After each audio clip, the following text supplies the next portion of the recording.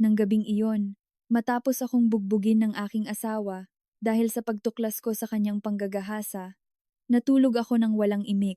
Kinabukasan, paggising niya, sinalubong siya ng bango ng paborito niyang ulam, isang masarap na pot roast, at ngumiti siya. Nasiyahan nang makita ang hapagkainan na puno ng handaan. Mayabang siyang nagsabi, "Well, naiintindihan mo na rin sa wakas at inaamin mo na ang iyong pagkakamali." Ngunit nang makita niya kung sino ang nakaupo sa hapag na iyon, biglang nagbago ang kanyang ekspresyon at agad siyang nag-hysterical. Bago natin simulan ang kuwentong ito, isulat sa comments kung anong lungsod o bansa kayo nakikinig. Huwag kalimutan mag-like at mag-subscribe para patuloy na lumago ang channel na ito at maghatid ng mas marami pang kawili-wiling kwento. Nang gabing iyon, bumuhos ang malakas na ulan, tila umiiyak ang langit para sa kapalaran na sumapit sa tahanan ni Aling Nena. Ang mga kamay ng orasan sa dingding ng marangyang sala ay nakaturo na sa ika-2 ng madaling araw. Ngunit si Aling Nena ay nanatiling nakaupo ng tuwid sa cream-colored leather sofa.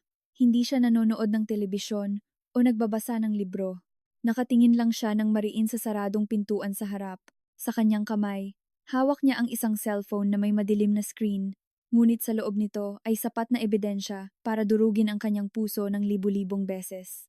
Mga larawan ni Mang Tonyo, ang kanyang asawa, na nakikipag-romantic dinner sa ibang babae na nagngangalang Maring, ay kakasend lang sa kanya ng isang kaibigan na nagkataon na nasa parehong restaurant. Hindi umiiyak si Aling Nena. Pakiramdam niya ay tuyo na ang kanyang mga luha dahil hindi ito ang unang beses na nakaramdam siya ng bahid ng pagtataksil sa kanyang asawa. Isang determinasyon ang nabubuo sa kanyang dibdib. Isang desisyon na nagawa na, pinal at ganap. Hindi na siya magiging ang mangmang na babae na nagpapatawad para mapanatili ang hitsura ng isang tahanan na sa katotohanan ay isang kasinungalingan.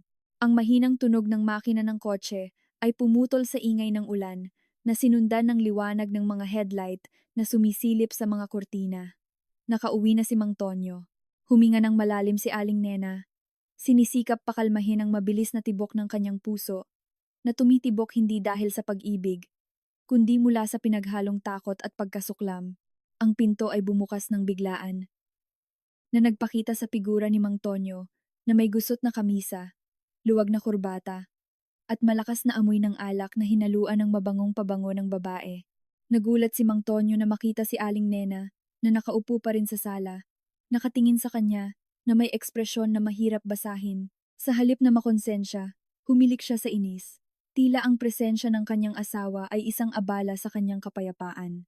Matapos ang isang buong araw ng libangan, ibinato niya ang kanyang briefcase sa tabi at bumaba sa hagdan nang walang ni isang bati para kay Aling Nena. Dahan-dahang tumayo si Aling Nena. Ang kanyang boses, nang tanungin niya kung saan siya nanggaling sa oras na ito, ay kalmado ngunit matalas, na pumutol sa katahimikan ng gabi. Ang simpleng tanong na iyon ang naging mitsa na nagpaalab sa galit ni Mang Tonyo, na nasa ilalim ng impluensya ng alak at pagod. Umikot si Mang Tonyo, namumula ang kanyang mga mata at nagliliyab. Sumigaw siya na wala siyang karapatang kontrolin ang kanyang buhay, na para sa kanya, si Aling Nena ay isang asawa lamang na ang tanging tungkulin ay manatiling tahimik sa bahay at magsaya sa perang ibinibigay niya para sa mga gastos. Hindi sumuko si Aling Nena. Sa halip, lumakad siya pasulong at itinaas ang kanyang telepono. Ang screen ay umilaw upang ipakita ang isang larawan ni Mang Tonyo na hinahalikan ang pisngi ni Maring. Tinanong niya kung sino ang babaeng ito at bakit naglakas loob siyang gawin ito sa kanya, na laging sinisikap na maging isang masunurin at mapagpakumbabang asawa. Nang makita ang ebidensya, namula ang mukha ni Mang Tonyo, hindi dahil sa kahihiyan, kundi dahil sa nasirang ego. Pakiramdam niya ay napahiya siya sa pagkahuli. Nang walang babala, isang malupit na sampal ang lumapag sa kaliwang pisngi ni Aling Nena. Napakalakas na ang kanyang maliit na katawan ay natumba at bumagsak, na bumangga sa isang dekoratibong mesa. Ang tunog ng nabasag na florera ay nahalo sa dagundong ng kulog sa labas. Idinampi ni Aling Nena ang kanyang kamay sa pisngi, na mainit at kumikirot sa matinding sakit. Ang sulok ng kanyang labi ay nabiyak at dumudugo. Ngunit hindi pa tapos si Mang Tonyo. Hinawakan niya ang kanyang buhok, pilit na itinaas ang kanyang mukha upang salubungin ang kanyang mga mata, at nagsimulang insultuhin siya ng mga salitang napakaladlad na walang asawa ang dapat magsalita ng ganoon. Sinisi ni Mang Tonyo si Aling Nena sa kanyang sariling panggagahasa. Sumisigaw na naghahanap siya ng ibang babae dahil siya ay nakakainip, masyadong matigas, at hindi kayang bigyan ng kasiyahan ang kanyang panlalaking ego. Sunod-sunod na suntok ang bumuhos sa katawan ni Aling Nena. Nang gabing iyon, inilabas ni Mang Tonyo ang lahat ng kanyang pagkabigo. Ang kanyang baluktot na pagkakasala ay naging galit at ang kanyang pakiramdam ng pagiging superior. Sinuntok niya ang kanyang mga braso, sinipa ang kanyang mga binti, at itinulak siya hanggang sa siya ay masukol sa dingding. Nakaramdam si Aling Nena ng pambihirang sakit na dumadaloy sa kanyang katawan. Ang kanyang mga tadyang ay masakit sa bawat paghinga, at ang kanyang ulo ay patuloy na umiikot. Gayunpaman, sa gitna ng bagyo ng karahasan, may isang bagay na nagpatigil kay Mang Tonyo sandali. Hindi sumisigaw si Aling Nena. Hindi siya umiiyak, ng hysterical, nagmamakaawa ng kapatawaran tulad ng dati. Hindi siya lumaban o nagsalita ng pabalik na insulto. Ang babae ay nanatili lamang tahimik. Tinanggap ang bawat suntok na nakabukas ang kanyang mga mata, nakatingin kay Mang Tonyo na may bakante, malamig, at patay na ekspresyon. Ang katahimikan ni Aling Nena ay nagpakaba kay Mang Tonyo, ngunit pagkatapos ay nanaig ang kanyang kayabangan. Binigyang kahulugan niya ang kanyang katahimikan bilang isang tanda ng takot at ganap na pagsuko. Naramdaman ni Mang Tonyo na nagtagumpay siya sa pagsira sa kanyang asawa, sa pagtuturo sa kanya na huwag kailanman lumaban sa kanya o banggitin muli ang pangalan ni Maring. Matapos ilabas ang lahat ng kanyang galit, binitawan ni Mang Tonyo ang kanyang hawak, hinayaang bumagsak si Aling Nena sa malamig na sahig sa gitna ng mga basag na piraso ng plorera. Dumura si Mang Tonyo sa gilid, pinasadahan ang kanyang gusot na buhok, at sinabi ng may paghamak na ito ang nangyayari kapag naglakas loob ang isang asawa na bastusin ang kanyang asawa. Inutusan niya si Aling Nena na linisin ang kalat sa umaga at huwag maglakas loob na magreklamo sa sinuman kung ayaw niyang lumala pa ang sitwasyon. Umakyat si Mang Tonyo sa master bedroom. Iniwan si Aling Nena na nakaupo pa rin sa sahig ng sala. Matapos bumagsak ang pinto ng kwarto sa itaas, bumalik ang katahimikan sa bahay, na sinira lamang ng tunog ng lumalakas na ulan. Dahan-dahang iginalaw ni Aling Nena ang kanyang bugbog na katawan. Napaaray siya sa sakit habang sinusubukang tumayo. Nanginginig ang kanyang mga kamay habang pinupunasan ang dugo mula sa sulok ng kanyang labi gamit ang manggas ng kanyang blusa. Hindi niya pinulot ang mga piraso ng nabasag na plorera. Iniwan niya ang mga ito na nakakalat bilang mga tahimik na saksi sa kalupitan ng gabing iyon. Sa nanghihinang, paika-ikang mga hakbang, naglakad si Aling Nena patungo sa kwarto ng bisita sa ibaba, hindi upang matulog, kundi upang ilatag ang kanyang huling plano. Sa dilim ng kwarto ng bisita, umupo si Aling Nena sa gilid ng kama nang hindi binubuksan ang ilaw. Paminsan-minsang kidlat ang nagbibigay liwanag sa kanyang bugbog at maga na mukha, kinapa niya sa bulsa ng kanyang punit na damit at inilabas ang kanyang telepono. Basag ang screen, ngunit gumagana pa rin.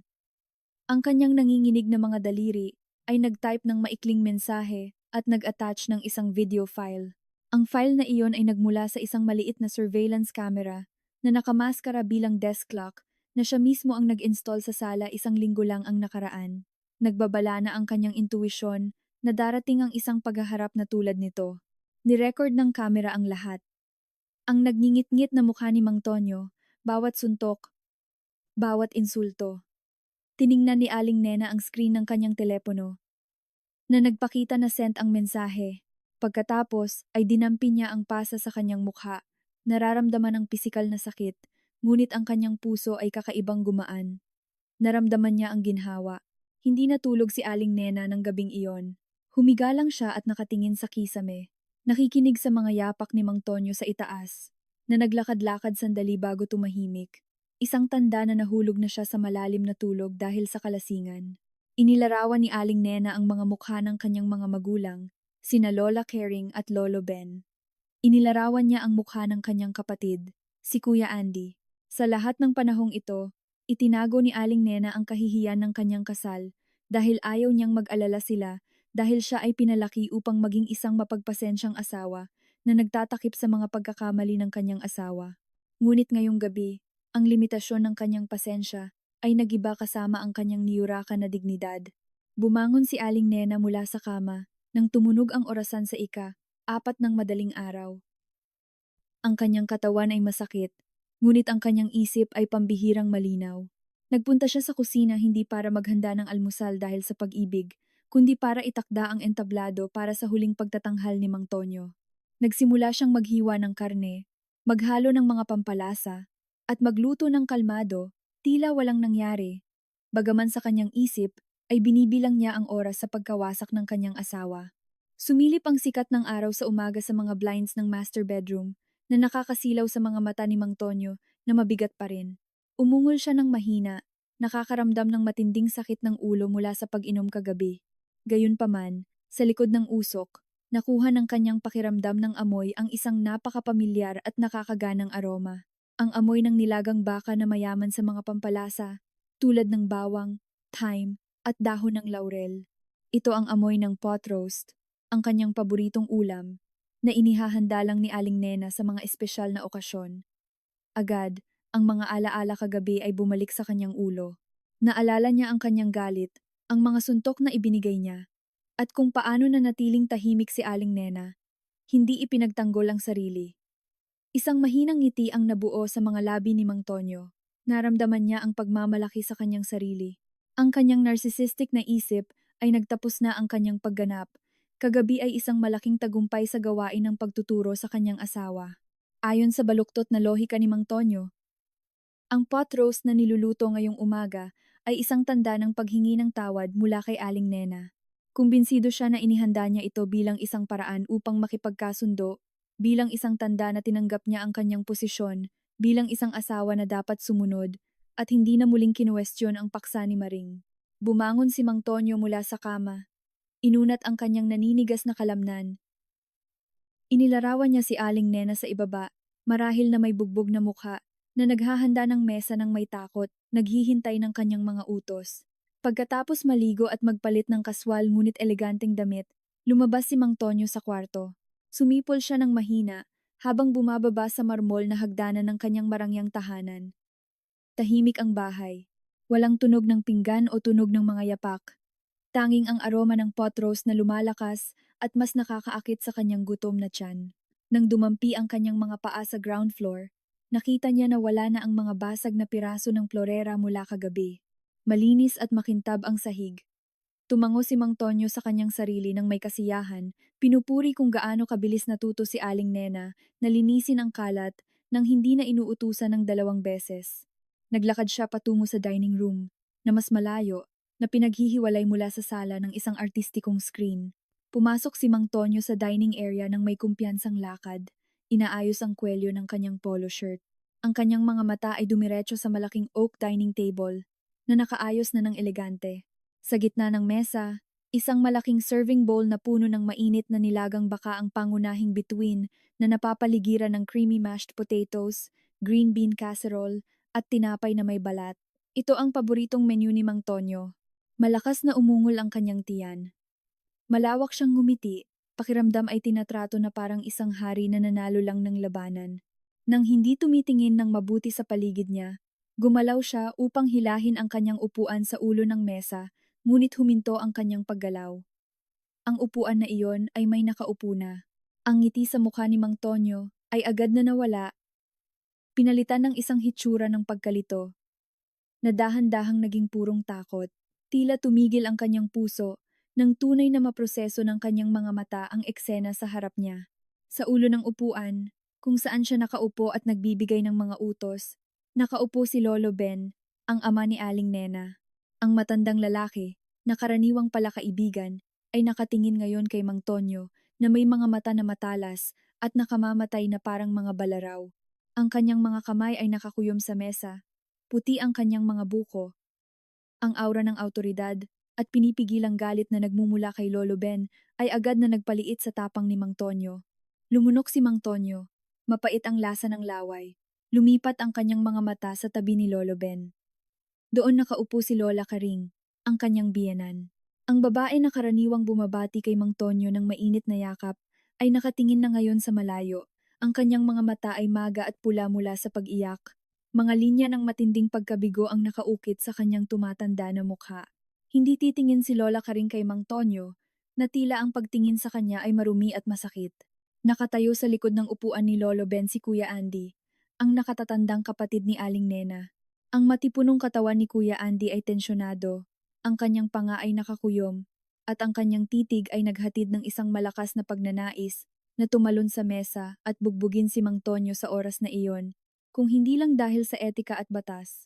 Umurong si Mang Tonyo, nang hihina ang kanyang mga binti na parang gulaman. Sinubukan niyang buksan ang kanyang bibig upang bumati, ngunit ang mga salita ay naiipit sa kanyang lalamunan. Lolo Ben, Lola Karing, Kuya Andy, anong pagtatagpo na makita kayo dito nang napakaaga sa umaga? Tanong niya. Ang kanyang boses ay nabulunan at nanginginig. Sinubukan niyang hanapin si Aling Nena. Umaasa na lalabas ang kanyang asawa mula sa kusina na may mga inumin at bubuwagin ang tensyon. Nasaan si Aling Nena? Tawag niya sa gulat. Ang kanyang mga mata ay galit na naghahanap sa silid. Ngunit wala si Aling Nena. Sa halip na si Aling Nena, nahuli ng tingin ni Mang Tonyo ang ibang mga figura na nakatayo sa sulok ng silid malapit sa pasukan ng kusina at sa labasan ng pinto. Nakatayo doon si Ginoong Reyes, ang abogado ng pamilya ni Lolo Ben, na kilala sa pagiging mahigpit at walang talo sa korte. Hawak ni Ginoong Reyes ang isang tablet at isang makapal na file. Walang ekspresyon ang kanyang mukha, at ang nagpakilabot sa dugo ni Mang Tonyo ay ang presensya ng dalawang unipormadong pulis na nakatayo sa tabi ni Ginoong Reyes. Ang kanilang mga kamay ay nakahanda sa kanilang mga sinturon, nakatingin kay Mang Tonyo na may mapanuring tingin ng mga alagad ng batas na nagmamasid sa isang kriminal. Ang katahimikan sa dining room ay napakapanliligalig na tanging ang pagtiktak ng orasan sa dingding ang naririnig. Ang aroma ng pot roast, na dating napakasarap, ay nagpakulo ngayon sa tiyan ni Mang Tonyo. Dahan-dahang itinulak ni Lolo Ben ang plato ng pot roast sa harap niya patungo kay Mang Tonyo, na nakatayo pa rin na parang estatwa. Ang tunog ng ceramic plate na kumakalabog sa kahoy na mesa ay matinis at nakakagulat. Kumain ka, utos ni Lolo Ben. Ang kanyang boses ay mababa, malalim, at may totoong banta. Walang bahid ng paggalang. Lolo Ben, anong nangyayari? Hindi ko maintindihan, sabi ni Mang Tonyo, habang nagsimulang mamuo ang malamig na pawis sa kanyang mga sentido. Sabi ko kumain ka, sigaw ni Lolo Ben. Ang kanyang boses ay umalingaw-ngaw sa silid, na nagpakilig kay Lola Karing at nagsimulang humikbi ng mahina muli. Itinuro ni Lolo Ben ang pot roast ng kanyang nanginginig na hintuturo. Nanginginig sa pinipigilang galit. Ito ang niluto ni Aling Nena para sa iyo ngayong umaga. Niluto niya ito na may bugbog na mukha, punit na labi, at pusong wasak dahil sa iyo. Niluto niya ito bilang isang huling gawain ng kawang-gawa para sa iyo, Mang Tonyo. Kumain ka, dahil ito ang huling masarap na pagkain na matitikman ng iyong dila bago ka mabulok sa isang selda ng bilangguan. Umiling si Mang Tonyo sa gulat. Ang kanyang mukha ay kasing puti ng multo. Bilangguan! Anong pinagsasabi mo? Ito ay dapat na isang hindi pagkakaunawaan. Si Aling Nena. At ako ay nagkaroon lamang ng normal na away mag-asawa. Nasaan si Aling Nena? Hayaan mo akong kausapin siya. Sinubukan ni Mang Tonyo na lumakad pasulong, ngunit mabilis na gumalaw si Kuya Andy.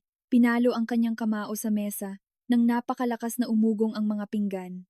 Huwag mong banggitin ang pangalan ng kapatid ko gamit ang marumi mong bibig. Sagot ni Kuya Andy. Nagliliyab ang kanyang mga mata sa galit.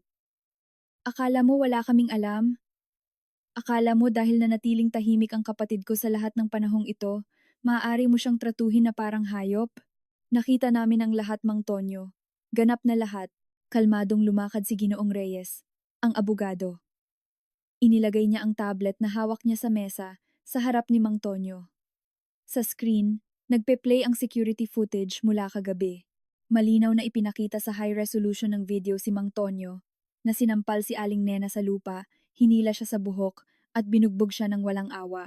Ang tunog ng mga insulto ni Mang Tonyo at ang tunog ng mga suntok ay umalingaw-ngaw mula sa mga speaker ng tablet, pinuno ang dining room nang hindi maikakailang ebidensya ng kanyang kasalanan.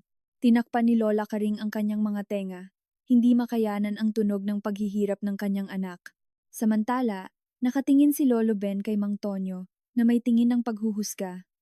Ito ay hindi isang away mag-asawa, Ginoong Reyes. Sabi ni Ginoong Reyes sa formal at malamig na tono. Ito ay aggravated assault at domestic violence batay sa forensic medical exam na isinagawa na namin kay Ginang Aling Nena ngayong umaga, pati na rin ang video recording na ito. Mayroon kaming higit pa sa sapat na ebidensya para dalhin ka sa paglilitis at siguraduhin na makakatanggap ka ng maximum na parusa. Isa sa mga pulis ang lumakad pasulong. Naglabas ng isang pares ng metal na posas na kumikislap sa liwanag ng umaga. Ang tunog ng pagbubukas ng posas ay parang kampana ng kamatayan para sa komportableng buhay ni Mang Tonyo. Ang mga binti ni Mang Tonyo ay tuluyang nanghina. Bumagsak siya sa sahig, nakatingin sa gulat sa mesa na puno ng pagkain. Ang pot roast ay umuusok pa rin. Ang aroma nito ay hindi nagbago, ngunit ngayon ang amoy na iyon ay nahaluan ng amoy ng pagkawasak ng kanyang sariling kinabukasan. Napagtanto niya na ang katahimikan ni Aling Nena kagabi ay hindi isang tanda ng pagsuko, kundi ang kalmado bago ang bagyo na ngayon ay bumalot sa kanya.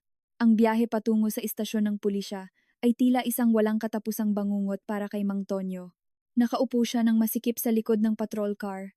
Ang kanyang mga kamay ay mahigpit na nakaposas sa likod, na nasa pagitan ng dalawang matipunong opisyal, nananatiling tahimik sa buong biyahe. Ang umiiyak na sirena na naglilinis ng daan sa trapiko sa umaga ay tila nagpapahayag ng kanyang pagbagsak sa buong lungsod. Nakatingin si Mang Tonyo sa bintana na may nawawala na ekspresyon. Pinapanood ang matataas na gusali ng opisina kung saan siya dati ay may mga business meeting na lumilipad. Nagsimulang gumapang ang kahihiyan sa kanyang isip. Inilalarawan kung paano nagtipon ang mga kapitbahay sa kanyang eksklusibong gated community ngayong umaga upang manood habang siya ay kinakaladkad mula sa kanyang bahay na parang isang ordinaryong magnanakaw. Siya, si Mang Tonyo, ang bata, matagumpay na executive, iginagalang ng lahat, ay tinatrato na ngayon na parang isang kriminal. Ngunit sa likod ng kahihiyan, nagliliyab pa rin ang kanyang kayabangan. Naniniwala pa rin siya na ang pera at koneksyon ay kayang lutasin ang lahat. Inisip niya na ito ay isang pananakot lamang mula sa pamilya ni Aling Nena na naguguluhan at malapit ng maayos ang lahat. Pagdating sa presinto ng pulisya, diretsong dinala si Mang Tonyo sa isang maliit, malamig, at mabahong interrogation room. Ang silid ay naglalaman lamang ng isang metal na mesa at dalawang sira-sirang upuan. Ang kumukutitap na fluorescent light sa kisame ay nagdagdag sa madilim na kapaligiran. Marahas nilang itinulak si Mang Tonyo sa isang upuan at inalis ang posas, ngunit ikinabit ang isang kamay sa mesa. Sinubukan niyang sumigaw sa opisyal. Iginiit ang kanyang karapatan sa isang tawag sa telepono at mas magalang na pagtrato, ngunit ang kanyang mga sigaw ay umalingaw-ngaw lamang sa malamig na pader na semento. Walang nakinig. Iniwan siya ng mga opisyal na mag-isa doon ng halos 2 oras. Ang katahimikan ay sinadya upang sirain ang kanyang kalooban, upang gawing balisa, galit, at sa wakas ay takot si Mang Tonyo. Nagsimula siyang kumatok sa mesa. Ang kanyang binti ay walang pasensyang umindak, at nagsimulang mamuo ang malamig na pawis sa kanyang mamahaling, ngayon ay gusot na kamisa. Sa wakas, bumukas ang metal na pinto ng may kalansing, isang tunog na nakakairita sa tenga. Kalmadong pumasok si Ginoong Reyes, ang abogado ng pamilya, na sinundan ng isang senior police detective. Hindi umupo si Ginoong Reyes. Nakatayo siya sa kabilang panig ng mesa, nakatingin kay Mang Tonyo nang may paghamak na nagpakulo sa dugo ni Mang Tonyo. Agad na inilabas ni Mang Tonyo ang kanyang galit. Inakusahan si Ginoong Reyes at ang pamilya ni Aling Nena ng kidnapping at defamation. Matigas siyang iginiit na ang nangyari kagabi ay isang pribadong issue ng mag-asawa na hindi dapat pakialaman ng mga third party, lalo na ng pulisya. Nag-alok pa nga si Mang Tonyo ng mayabang ng isang halaga ng pera upang isara ang bagay sa oras na iyon, naniniwala na ang integridad ng lahat ay may presyo. Bahagyang ngumiti si Ginoong Reyes, isang ngiti na hindi umabot sa kanyang mga mata. Binuksan niya ang kanyang leather briefcase at kinuha ang isang makapal na pulang folder. Nang may sinadyang paggalaw, ikinalat niya ang mga larawan mula sa forensic exam ni Aling Nena sa mesa, sa harap mismo ng mukha ni Mang Tonyo. Nakakatakot ang mga larawan. Ang mukha ni Aling Nena ay may mga pasa na kulay lila at asul, punit at tahi ang kanyang labi, at ang mga pasa sa kanyang mga braso at likod na nagpapatunay na paulit-ulit ang karahasan. Tumalikod si Mang Tonyo, hindi kayang harapin ang resulta ng kanyang sariling mga aksyon, ngunit pinilit siya ni Ginoong Reyes na tumingin. Ipinaliwanag ng abogado sa isang walang emosyon na boses na ang forensic exam na ito ay hindi lamang nagpatunay sa pisikal na karahasan mula kagabi, kundi natuklasan din ang isang madilim na lihim na maingat na iningatan ni Mang Tonyo sa lahat ng oras. Sa pagkakataong ito, inilagay ng detektive na kasama ni Ginoong Reyes ang isang lab report sa ibabaw ng mga larawan. Kumunot ang noo ni Mang Tonyo. Hindi maintindihan kung ano ang kinalaman ng blood test sa kaso ng assault. Ipinaliwanag ni Ginoong Reyes na matapos dalhin si Aling Nena sa ligtas na lugar ngayong umaga, nagsagawa ang doktor ng kumpletong workup dahil sa kanyang mga reklamo ng madalas na pagkahilo at panghihina sa nakaraang ilang buwan. Ang mga resulta ng lab ay nakagulat sa lahat. Natagpuan ang mga bakas ng isang low-dose sedative, isang benzodiazepine, sa dugo ni Aling Nena, ang parehong sangkap na natagpuan sa bote ng mga bitamina na ibinigay ni Mang Tonyo sa kanyang asawa bawat gabi. Ang mukha ni Mang Tonyo, na dating namumula sa galit, ay naging puti na parang papel. Lumabas ang kanyang lihim. Sa nakalipas na 6 na buwan, si Mang Tonyo ay lihim na naghahalo ng sedative sa mga inumin o bitamina ni Aling Nena upang mabilis siyang makatulog at hindi magtanong ng masyado kapag huli siyang umuuwi o lumabas upang makipagkita kay Maring. Inisip niya na ang kanyang mga aksyon ay matalino, isang banayad na paraan upang patahimikin ang kanyang asawa nang walang karahasan. Ngunit sa mata ng batas, ito ay isang felony. Humilig si Ginoong Reyes pasulong, nakatingin sa mga mata ni Mang Tonyo, at sinabi sa kanya na hindi na ito isang simpleng kaso ng domestic violence. Ito ay premeditated attempted murder at systematic poisoning ng isang asawa. Walang masabi si Mang Tonyo. Paralisado ang kanyang dila. Sinubukan niyang itanggi ito, sinabing normal na bitamina lang iyon, na mali ang mga resulta ng lab o peke, ngunit ang kanyang boses ay mahina at hindi nakakumbinsi kahit sa kanyang sarili. Ang katotohanan na alam ni Aling Nena at nanatiling tahimik sa lahat ng panahong ito ay nagpakilabot sa kanya. Lumabas na ang katahimikan ni Aling Nena ay hindi dahil gumagana ng perpekto ang gamot, kundi dahil nagtitipon siya ng piraso-pirasong ebidensya para bitagin siya. Napagtanto ni Mang Tonyo na nahulog siya sa isang bitag na siya mismo ang gumawa. Ang asawa, na inakala niyang mangmang at mapagpakumbaba, ay lumabas na mas matalino at mas nakamamatay na kalaban kaysa sa inakala niya. Nagsimulang basahin ng detective ang mga seksyon ng penal code kung saan siya sasampahan. Ang posibleng sentensya ay hindi na usapin ng mga buwan, kundi mahigit 1 dekada sa bilangguan. Ang anino ng isang sirang karera, isang sirang reputasyon, at isang buhay sa likod ng rehas ay nagsimulang sumayaw sa harap ng mga mata ni Mang Tonyo. Bumagsak siya sa kanyang upuan, balikat ay nakayuko. Ang kanyang kayabangan ay durog at napalitan ng totoong takot. Nagmakaawa siya na payagan siyang kausapin si Aling Nena. Nagsumamo siya kay Ginoong Reyes na iparating ang kanyang kahilingan para sa kapatawaran. Ngunit kinuha lang ni Ginoong Reyes ang kanyang mga dokumento pabalik sa kanyang briefcase. Bago umalis, sinabi niya sa kanya na ayaw nang marinig ni Aling Nena ang kahit isang salita mula sa bibig ni Mang Tonyo at ang tanging komunikasyon sa pagitan nila mula ngayon ay sa pamamagitan ng martilyo ng hukom sa korte. Ang metal na pinto ay bumagsak muli. Iniwan si Mang Tonyo na mag-isa sa mga anino ng kanyang pagkawasak. Pagkatapos ng ilang oras ng kawalan ng katiyakan, sa wakas ay binigyan si Mang Tonyo ng pagkakataong tumawag sa telepono. Mabilis na gumana ang kanyang isip, hindi niya matatawagan ang kanyang ina sa kanyang maliit na bayan. Ang matanda ay tiyak na atakehin sa puso sa pagkarinig ng balita. Hindi niya matatawagan ang kanyang mga kasamahan sa opisina. Iyon ay magiging professional suicide. Ang tanging pangalan na pumasok sa kanyang isip ay si Maring, ang kanyang kabit, ang babae na nagpalambing sa kanya ng matatamis na salita at pangako ng katapatan. Sigurado si Mang Tonyo na tutulungan siya ni Maring. Hindi ba't nagmamahalan sila? Hindi ba't laging sinasabi ni Maring na siya ang lahat sa kanya? Sa nanginginig na mga kamay, tinawagan ni Mang Tonyo ang numero ni Maring mula sa telepono ng presinto. Tumunog ang linya ng ilang beses bago niya sa wakas sinagot. Sinalubong siya ng malandi na boses ni Maring, nagtatanong kung bakit siya tumatawag mula sa isang hindi kilalang numero.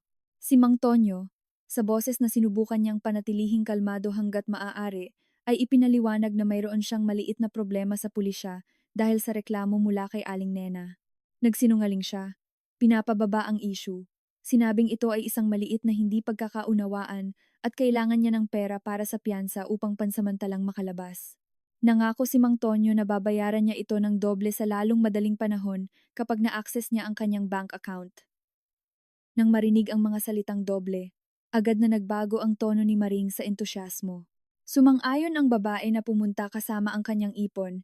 Iniisip na ito ay isang maliit na pamumuhunan upang ganap na mapanalunan ang puso at kapalaran ni Mang Tonyo. 2 oras mamaya, dumating si Maring. Ang kanyang kaakit-akit na estilo ay ganap na wala sa lugar, na may malalaking maitim na salaming pang-araw at isang designer handbag na naglalakad sa istasyon ng pulisya na parang isang shopping mall.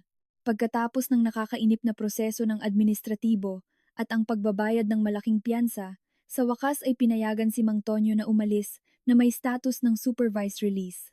Kailangan niyang mag-report lingguhan at hindi maaaring lumabas sa mga limitasyon ng lungsod. Habang naglalakad siya sa mga pintuan ng presinto at huminga ng sariwang hangin, naramdaman ni Mang Tonyo ang malaking ginhawa. Inakbayan niya si Maring. Nagpapasalamat ng may pagmamahal at sinabi sa kanya na malapit na niyang ayusin ang mga bagay-bagay kay Aling Nena at didiborsyuhin siya upang makapamuhay sila ng masaya. Nagniningning si Maring, inilalarawan ang kanyang sarili na malapit ng maging ginang Mang Tonyo at manirahan sa marangyang mansyon na iyon. Gayunpaman, panandalian lamang ang ginhawa. Si Ginoong Reyes, na tila naghihintay sa lobby, ay lumapit sa kanila. Nang walang paunang salita, ibinigay ng abogado ang isang malaking Manila envelope kay Mang Tonyo. Kinuha ito ni Mang Tonyo nang nakasimangot. Ipinaliwanag ni Ginoong Reyes na ito ay isang abiso ng pagkuha ng ari-arian at isang pahayag ng mga titulo ng ari-arian. Tumawa si Mang Tonyo nang may paghamak. Sinabing walang karapatan si Aling Nena na kumuha ng anuman dahil ang bahay at mga kotse ay binili sa kanyang pagsisikap sa paglipas ng mga taon. Ngunit kalmadong binuwag ni Ginoong Reyes ang argumento na iyon. Ipinaalala niya kay Mang Tonyo na basahin muli ang prenuptial agreement na kanyang pinirmahan ng walang masyadong pag-iisip, masyadong sabik na pakasalan si Aling Nena na nagmula sa mayamang pamilya. Malinaw na sinasaad ng dokumento na ang mansyon na kanilang tinitirhan ay isang minanang ari-arian mula kay Lolo Ben, inilagay sa pangalan ni Aling Nena bago ang kasal, at sa makatuwid, ay hindi bahagi ng kanilang mga ari-arian ng mag-asawa. Ang mga mararangyang kotse na araw-araw na minamaneho ni Mang Tonyo ay lumabas din na binili gamit ang pondo mula sa business account ng pamilya ni Aling Nena. Legal na nakalista bilang mga sasakyan ng kumpanya na maaaring bawiin anumang oras. Nakatayo si Mang Tonyo sa pagkabigla. Malaki ang kanyang mga mata habang binabasa ang mga legal na dokumento. Ngayon lang niya napagtanto na sa lahat ng panahong ito ay isang pasahero lamang siya sa isang buhay na marangya na pinondohan ng kanyang asawa. Ang malaking sweldo ni Mang Tonyo sa paglipas ng mga taon ay ginugol sa kanyang pamumuhay, online gambling at pagpapalambing kay Maring na nag-iwan sa kanya ng halos walang anumang mahahalagang ari-arian ng kanyang sarili. Ipinagbigay alam pagkatapos ni Ginoong Reyes sa kanya ang isa pang bagay na nagpahina sa mga tuhod ni Mang Tonyo. Ang mga credit card at access ni Mang Tonyo sa kanyang mga bank account ay na-freeze na ng bangko dahil sa reklamo ng pinaghihinalaang corporate embezzlement na isinampa ni Lolo Ben ngayong umaga. Lumabas na isang internal audit ng kumpanya ay tahimik na isinasagawa sa loob ng ilang buwan. Kaya sa sandaling iyon, literal na walang pera si Mang Tonyo sa kanyang pangalan bukod sa pera sa kanyang pitaka. Umalis si Ginoong Reyes, iniwan silang dalawa sa parking lot na may kasiya siyang ngiti, hinahayaan ang mapait na katotohanan na lumubog sa utak ni Mang Tonyo. Si Maring, na nakarinig ng buong pag-uusap, ay nagsimulang lumayo sa kanyang hawak. Nagsimulang magpakita ng pagdududa ang kanyang mukha. Si Mang Tonyo, nagulantang sa pagbabago sa saloobin ni Maring, ay sinubukan siyang kumbinsihin na nagpapanggap lang ang abogado. Matigas siyang iginiit na pumunta sila sa kanyang mansyon upang patunayan na siya pa rin ang may kontrol. Sumakay sila ng taxi dahil ang kotse ni Mang Tonyo ay nakumpiska na ng pulisya bilang ebidensya. Sa buong biyahe, patuloy na nagmamalaki si Mang Tonyo tungkol sa kanyang mga plano sa negosyo at kung paano niya wawasakin ang negosyo ng pamilya ni Aling Nena. Sinusubukan niyang kumbinsihin ang kanyang sarili at si Maring na mayroon pa rin siyang kapangyarihan. Ngunit nanatiling tahimik si Maring. Nakatingin siya sa bintana na may bakante na ekspresyon. Ang kanyang mga daliri ay walang pasensyang kumakalat sa screen ng kanyang telepono. Wala nang mga mapagmahal na salita, walang nakaka-relax na hawak, tanging isang pader ng yelo na lumalaki ng lumalaki sa pagitan nila. Sinubukan ni Mang Tonyo na hawakan ang kamay ni Maring, ngunit marahan niya itong iniwas. Nag-excuse sa sarili sa pagsasabing malagkit at pinapawisan ito. Nilamon ni Mang Tonyo ang kanyang pagkabigo. Iniisip na marahil ay nagulat lang si Maring sa pag-witness sa pagsunog ng kanyang mga ari-arian. Pagdating sa lobby ng apartment building, na ang taunang renta ay binayaran ng buo ni Mang Tonyo gamit ang kanyang bonus mula sa nakaraang taon. Mabilis na lumakad si Maring patungo sa elevator. Sinundan siya ni Mang Tonyo na parang isang nawawalang tuta. Ang kanyang mga damit ay gusot at mabaho mula sa naipong pawis sa istasyon ng pulisya. Nang bumukas ang pinto ng apartment, hindi siya inimbitahan ni Maring na pumasok nang may karaniwan niyang init. Inihagis niya ang kanyang mga susi sa mesa at umupo direkta sa sofa, nakakrus ang kanyang mga binti ng mayabang. Nag-aatubiling pumasok si Mang Tonyo. Isinara ng mahina ang pinto at sinubukan umupo sa tabi niya. Ngunit bago pa man niya mahawakan ang sofa, itinaas ni Maring ang isang kamay, sinanyasan siyang huminto. Ang tingin ni Maring, na dating puno ng paghanga, ay nagbago ngayon sa isang kalkulado, matalas at matalim na titig. Nagtanong si Maring sa isang patag, walang emosyon na boses, upang makasiguro sa isang bagay. Tinanong niya kung totoo na ang lahat ng ari-arian, ang bahay, ang mga kotse, at ang mga bank account na ipinagyayabang ni Mang Tonyo sa lahat ng panahong ito ay pag-aari ni Aling Nena o hindi bababasa na free sa pangalan ni Aling Nena. Tumahimik si Mang Tonyo sandali, pagkatapos ay dahan-dahang tumango habang sinusubukan ipaliwanag na ito ay isang legal na teknikalidad lamang na maaaring ayusin.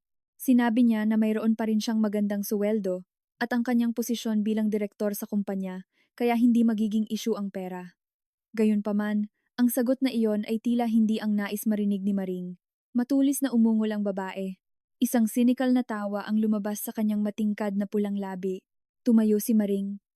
Tinitignan si Mang Tonyo mula ulo hanggang paa, na may ekspresyon ng paghamak, na nagwasak sa kanyang pagmamataas sa milyon-milyong piraso. Nagsimulang ilabas ni Maring ang lahat ng kanyang itinago sa likod ng kanyang matamis na maskara sa lahat ng panahong ito. Sinabi niya na siya ay kasama ni Mang Tonyo dahil siya ay isang matagumpay na figura na kayang dalhin siya sa pamimili sa mga luxury boutique, kumain sa mga five-star restaurant, at bigyan siya ng pamumuhay na pinapangarap niya. Wala siyang interes sa isang bangkarot na may edad na lalaki na may criminal record na pinatalsik mula sa kanyang sariling bahay na parang isang ligaw na pusa. Ang mga salita ay parang matatalim na talim na humihiwa sa puso ni Mang Tonyo. Nakatulala siya, hindi makapaniwala sa kanyang naririnig. Sinubukan niyang ipaalala kay Maring ang pag-ibig na kanilang ibinahagi, ang matatamis na pangako na magkasama hanggang kamatayan na dati nilang binubulong sa kama. Lumuhod si Mang Tonyo sa paanan ni Maring. Nagmamakaawa para sa pag-unawa, sinasabing kailangan niya siya ngayon higit kailanman. Ngunit ang mga luha ni Mang Tonyo ay walang epekto kay Maring. Nagalit ang babae.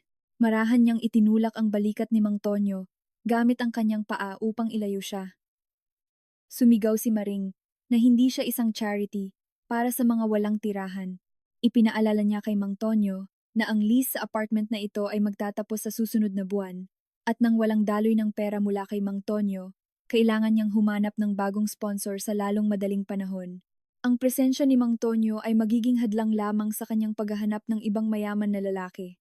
Malupit. Kinuha ni Maring ang natitira sa mga ari-arian ni Mang Tonyo, tanging ang kanyang pitaka at telepono, at inihagis ang mga ito patungo sa pintuan sa harap. Inutusan niya si Mang Tonyo na umalis kaagad bago niya tawagan ang security ng building at i-report siya bilang isang intruder na nanggugulo sa kapayapaan. Tumayo si Mang Tonyo, nanginginig ang kanyang katawan. Ang kanyang mga mata ay nagliliyab sa pinaghalong sakit at galit na hindi niya mailabas. Tiningnan niya ang mukha ni Maring sa huling pagkakataon, naghahanap ng anumang bakas ng babae na dati niyang itinuturing na anghel. Ngunit ang nakita lang niya ay ang figura ng isang sakim na halimaw. Gaano katotoo ang kasabihan, pera ang nagpapagalaw ng mundo, kung wala nito, hindi ka makikita. Lumabas si Mang Tonyo sa apartment nang may mabibigat na hakbang. Ang pinto ay bumagsak sa likod niya, na sinundan ng tunog ng deadbolt na 2 beses na umikot. Nakatayo si Mang Tonyo sa tahimik na hallway ng building. Nag-iisa, walang tirahan, walang pera, at ngayon ay wala ng pag-ibig na kanyang ipinagmamalaki. Napagtanto niya kung gaano siya kahibang na isakripisyo ang isang diamante tulad ni Aling Nena para sa isang matalim na bato tulad ni Maring na ngayon ay hinihiwa siya hanggang sa dumugo siya. Nang gabing iyon, ginugol ni Mang Tonyo ang mga oras sa banyo ng isang gasolinahan na hindi kalayuan sa building ni Maring. Hindi siya makatulog ng maayos dahil sa mga lamok at sa malamig na sahig na tile, ngunit ang gutom na pumipilipit sa kanyang tiyan ay mas masakit. Mayroon lamang siyang ilang dolyar sa kanyang pitaka. Ang sukli mula sa pagbili ng sigarilyo 2 araw na ang nakalipas. Bumili siya ng isang piraso ng tinapay at isang bote ng tubig. Kinakain ang mga ito ng gutom na gutom habang dinadaing ang kanyang kapalaran. Gayunpaman, sa gitna ng kanyang kalungkutan, isang peking mitsa ng pag-asa ang lumitaw sa kanyang isip. Naalala niya ang kanyang trabaho, ang kanyang karera. Siya ay isang top-tier marketing director. Hindi lang basta-basta siya pwedeng tanggalin ng kumpanya dahil sa isang personal na problema. Kinabukasan, pupunta siya sa opisina, ipapaliwanag ang lahat sa CEO, at hihingi ng kumpanya loan. Sa paniniwala na iyon, sinubukan ni Mang Tonyo na ipikit ang kanyang mga mata, umaasang sisikat ang araw upang mailigtas ang natitira sa kanyang dignidad. Ang sikat ng araw sa umaga, na karaniwang nagpapalakas sa kanya, ngayon ay nagpapaso sa hindi nahugasang, malagkit na balat ni Mang Tonyo. Sinubukan niyang ayusin ang kanyang sarili, hanggat maaari sa pampublikong banyo ng gasolinahan, hinuhugasan ang kanyang mukha at sinuklay ang kanyang buhok gamit ang kanyang mga daliri. Ang kanyang kamisa ay labis na gusot at may mantsa ng dumi sa manggas, ngunit pinilit niyang ituwid ang kanyang mga balikat. Isinusuot ang maskara ng autoridad na dati niyang isinusuot. Ginugol niya ang kanyang huling dolyar sa isang rideshare patungo sa skyscraper sa financial district ng lungsod kung saan siya nagtrabaho sa nakalipas na 10 taon na bumubuo ng kanyang reputasyon bilang isang mahusay na batang executive. Pagdating sa maringal na lobby na may makintab na marmol na sahig, tiwala si Mang Tonyo na pumasok. Inasahan niya na sasalubungin siya ng mga security guard nang may paggalang tulad ng dati upang buksan ang pinto para sa kanya at magtanong kung kumusta siya. Ngunit ang kabaligtaran ng nangyari. Ang 2 guwardiya na naka-duty sa pangunahing pasukan ay nagbulungan habang papalapit siya. Ang kanilang mga tingin ay kakaiba, pinaghalong pagkasuklam at awa. Hindi nila binuksan ang pinto para sa kanya.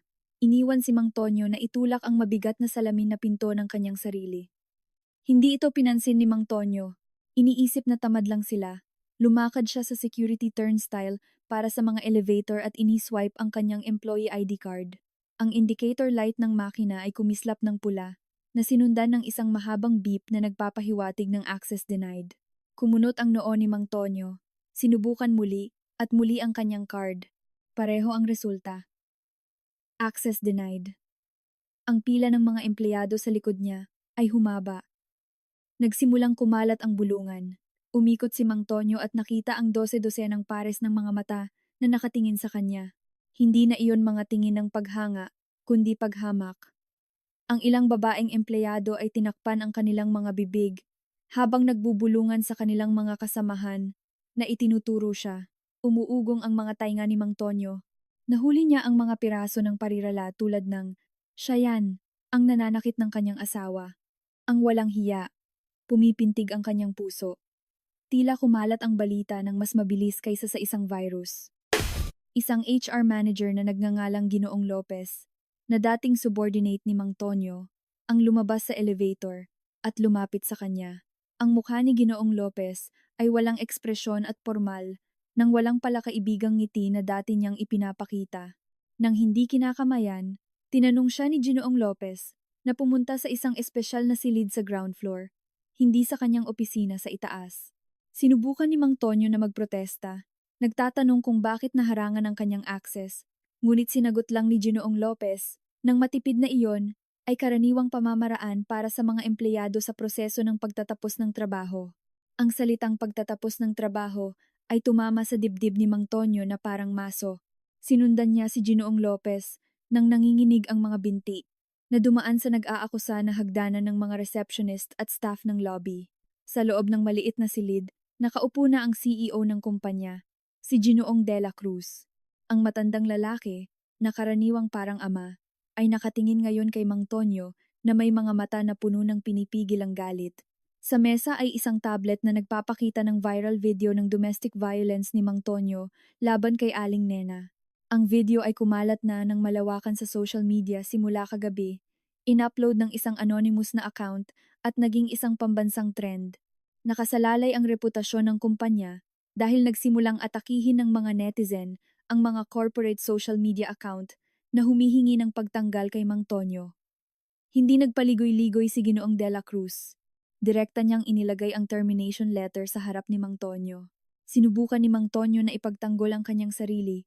Nagmakaawa na ito ay isang personal na bagay na walang kaugnayan sa kanyang performance sa opisina. Ipinaalala niya kay Ginoong De La Cruz ang mga sales target na kanyang nalampasan noong nakaraang buwan, ang mga kita na kanyang nabuo para sa kumpanya.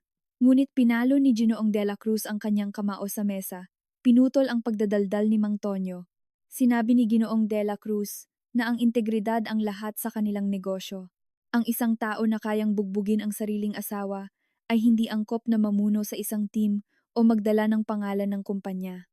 Bukod pa rito, ibinunyag ni Ginoong De La Cruz ang isang katotohanan na nagpaparalisa kay Mang Tonyo.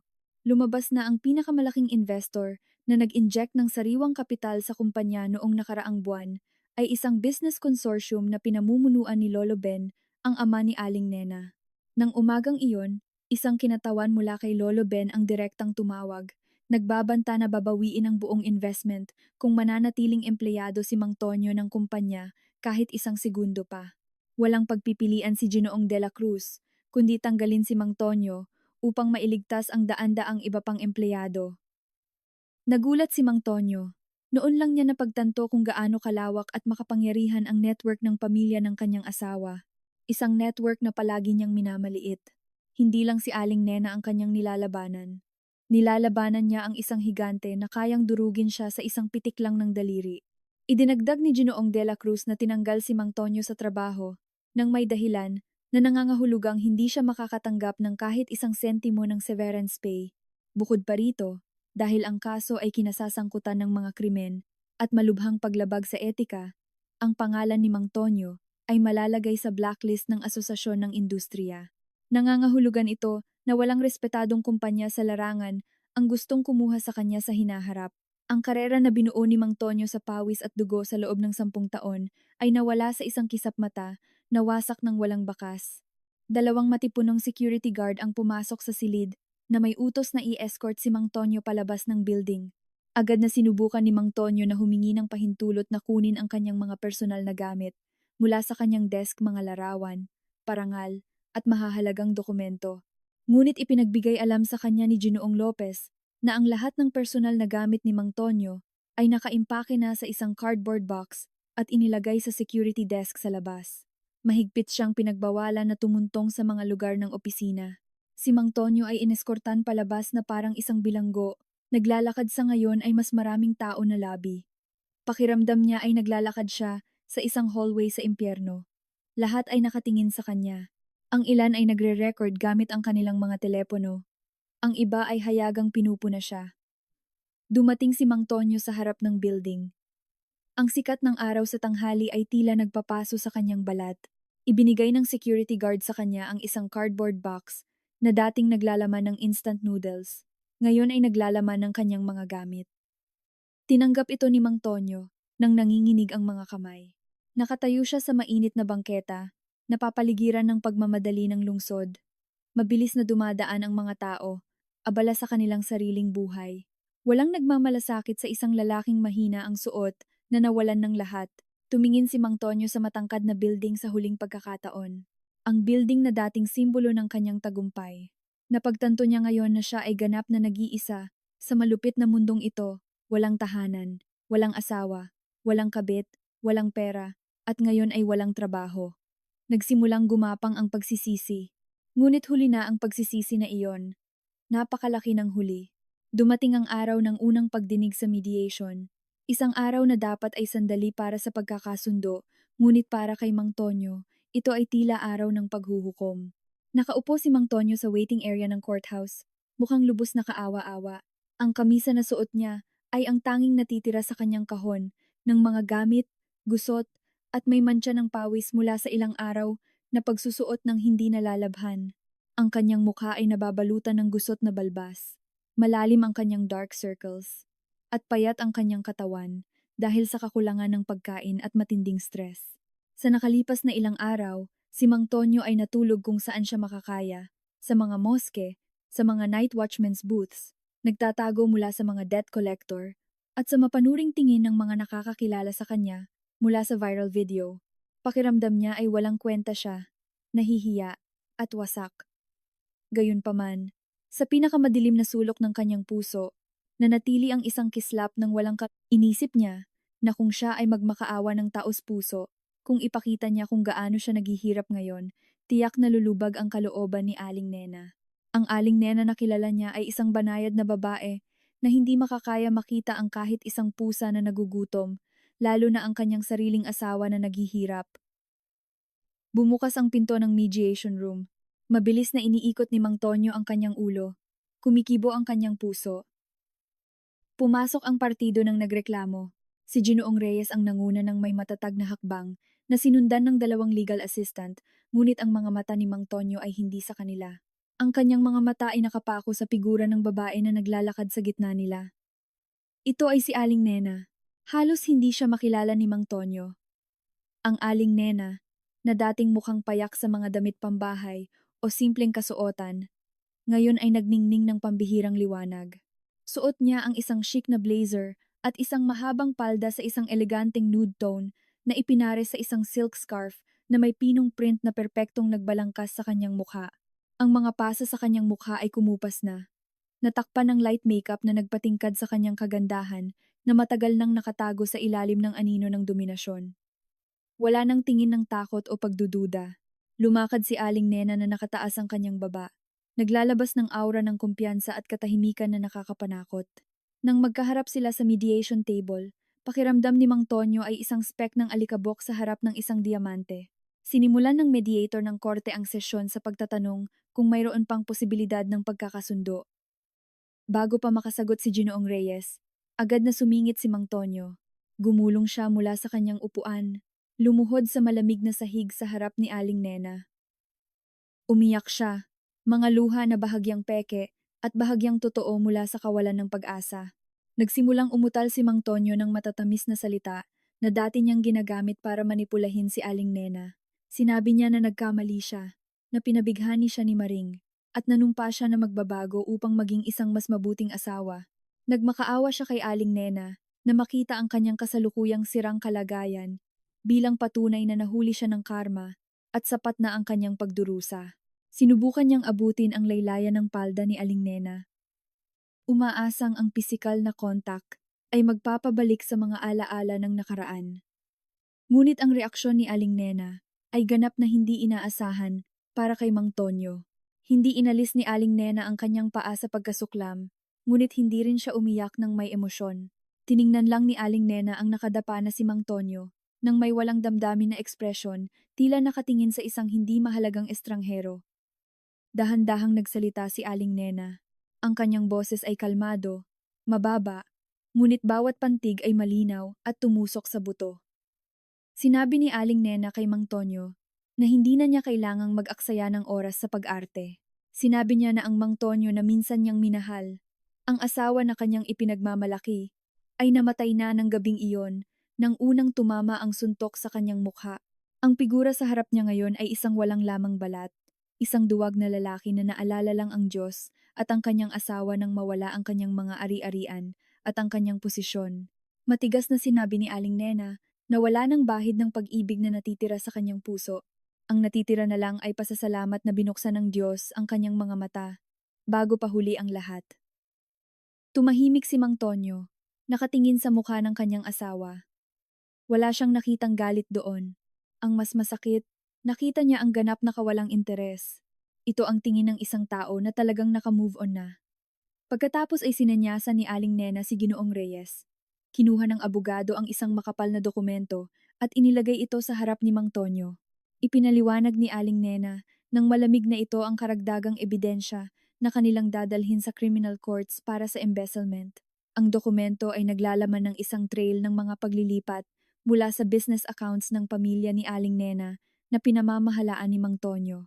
Lumabas na sa nakalipas na 2 taon, madalas na pekehin ni Mang Tonyo ang mga resibo at pinalaki ang mga budget, pagkatapos ay inilipat ang pagkakaiba sa personal account ni Maring.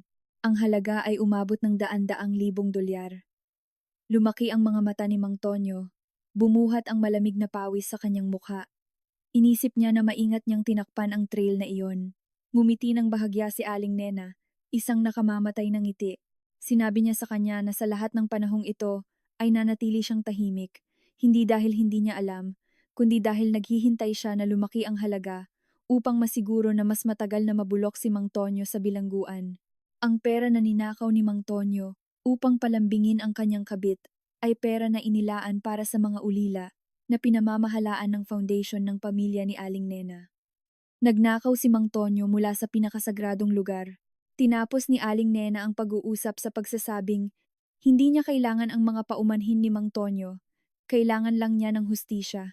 Tumayo siya, inayos ang kanyang blazer, at lumabas ng silid nang walang ni isang sulyap sa likod. Iniwan si Mang Tonyo na nakaluhod pa rin na nakanganga, na pagtanto na ang legal na pangangaso sa kanyang leeg ay mas mahigpit na ngayon, sinasakal siya. Pagkatapos ng nabigong mediation at ang lalo pang lumalaganap na banta ng bilangguan, naramdaman ni Mang Tonyo na talagang natapos na ang kanyang mundo. Gayunpaman, sumiklab pa rin ang kanyang survival instinct. Naalala niya ang isang tao na tiyak na hindi siya iiwanan, anuman ang bigat ng kanyang mga kasalanan, ang kanyang ina, ang kanyang sariling ina. Ang matandang babae na nakatira sa kanyang bayan ay laging nagmamalasakit sa kanya, laging ipinagtanggol siya, kahit na mali siya noong bata pa. Sigurado si Mang Tonyo na ang mga panalangin at testimonya ng isang ina ay maaaring magpabago sa sitwasyon o kahit paano ay mabawasan ang kanyang sentensya. Gamit ang huling ilang barya na nakita niya sa kalye, tinawagan ni Mang Tonyo ang kanyang ina mula sa isang payphone. Umiyak siya ng walang tigil. Nililiko ang mga katotohanan. Sinabi niya na siya ay pinapahiya ng mayamang pamilya ni Aling Nena, na siya ay tinatrato ng hindi makatarungan, at nagmakaawa siya na pumunta sa lungsod upang maging character witness sa kanyang paglilitis. Kailangan niya ang kanyang ina na sabihin sa hukom na si Mang Tonyo ay isang mabuting anak, hindi kayang gumawa ng karahasan.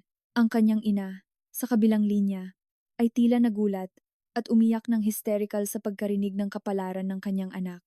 Ang mahinang boses ng matanda ay nagpagaan sa puso ni Mang Tonyo. Naramdaman niya na may suporta siya. Nangako ang kanyang ina na pupunta siya. Sinabi niya na ibebenta niya ang kanyang nag-iisang kambing upang bayaran ang tiket sa bus patungo sa lungsod upang ipagtanggol ang kanyang nag-iisang anak, ang kanyang pinakamamahal. Binaba ni Mang Tonyo ang telepono. Pakiramdam ay medyo kalmado. Inisip niya na kahit paano sa paglilitis, hindi siya mag-iisa. Ang presensya ng isang matanda, mahinang figura ng ina, ay tiyak na magpapukaw ng simpatiya ng hukom at magpapahiya kay Aling Nena sa pagdudulot ng pagdurusa sa kanyang sariling biyenan. Ito ang huling tuso na estratehiya na natitira sa utak ni Mang Tonyo. Sa wakas, ay dumating ang araw ng paglilitis. Puno ang courtroom. Ang kaso ay naging isang media sensation na kinasasangkutan ng isang prominenteng pamilya ng negosyante at isang kapansin-pansing iskandalo. Nakaupo si Mang Tonyo sa defendant's box na nakasuot ng orange jumpsuit na ibinigay ng korte. Nakayuko ang kanyang ulo. Sinusubukang iwasan ang mga flash ng kamera ng mga reporter, ngunit ang kanyang mga mata ay patuloy na sumisipat sa pasukan, naghihintay sa pagdating ng kanyang ina. At totoo nga, hindi nagtagal. Bumukas ang pinto.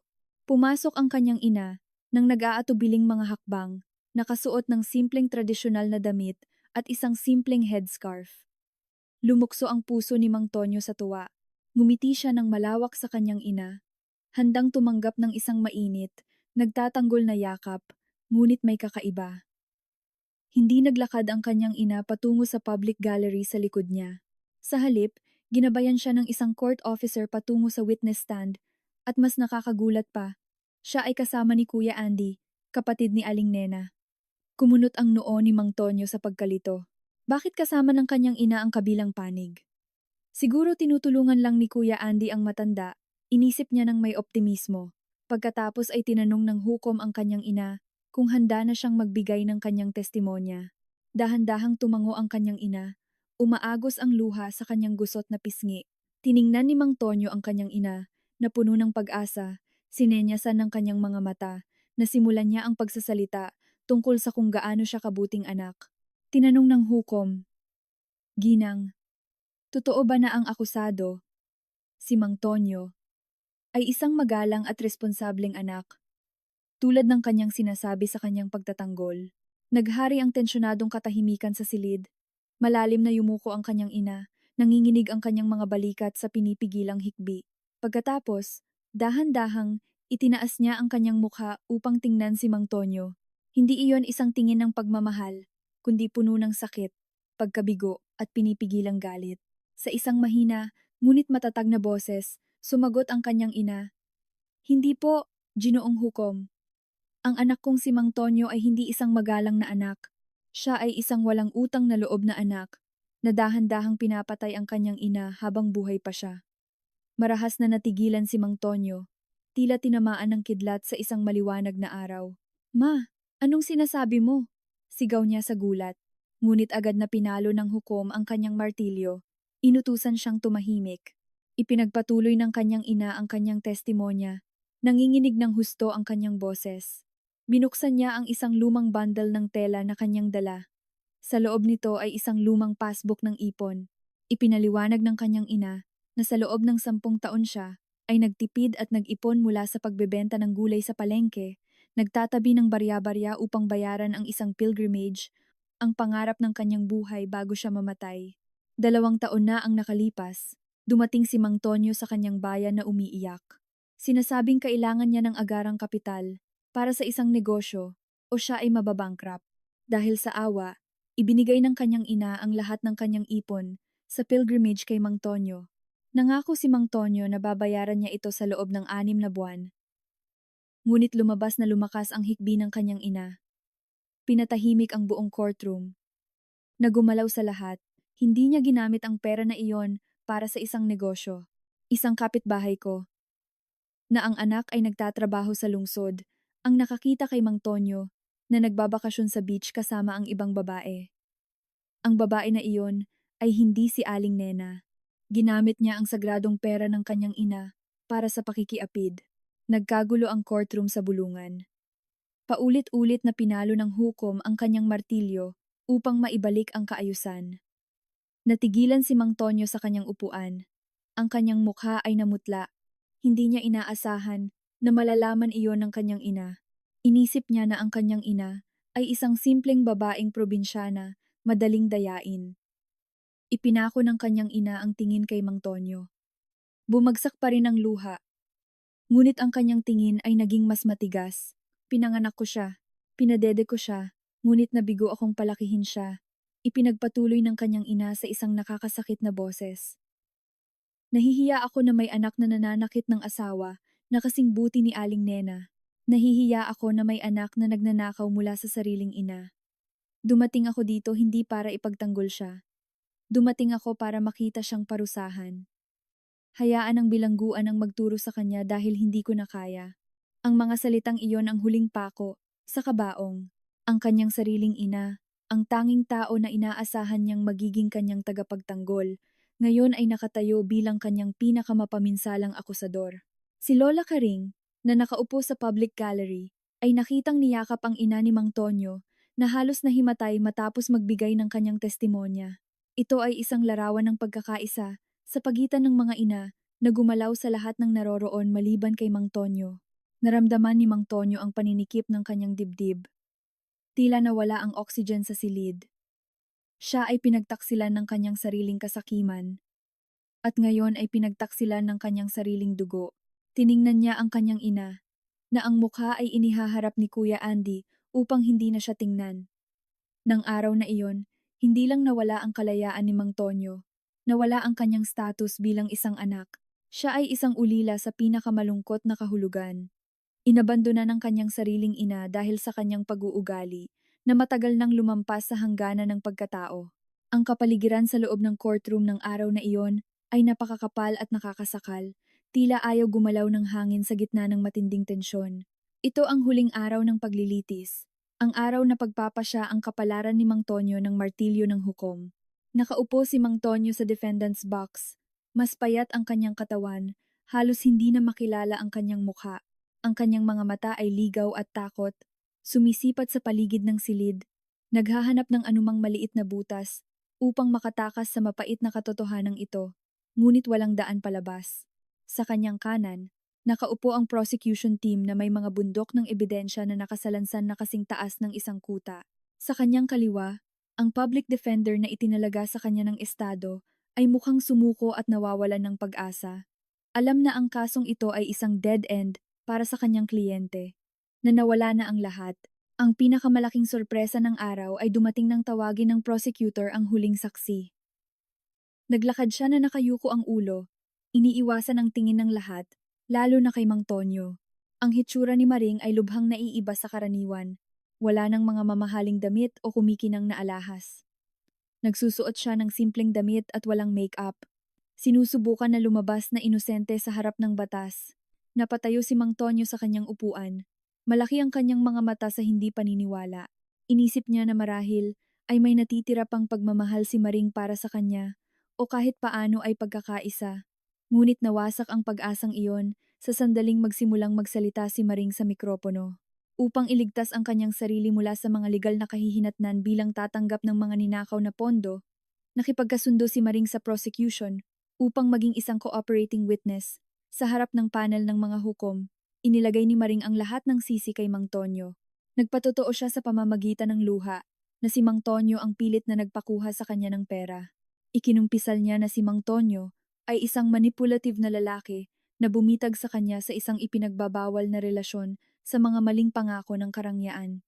Isinalaysay pa nga ni Maring kung paano madalas na binababa ni Mang Tonyo si Aling Nena sa harap niya. Tinatawag ang kanyang asawa na isang mangmang na babae na madaling dayain. Bawat salita mula sa bibig ni Maring ay parang kutsilyo sa likod ni Mang Tonyo. Sumigaw ng hysterical ang lalaki.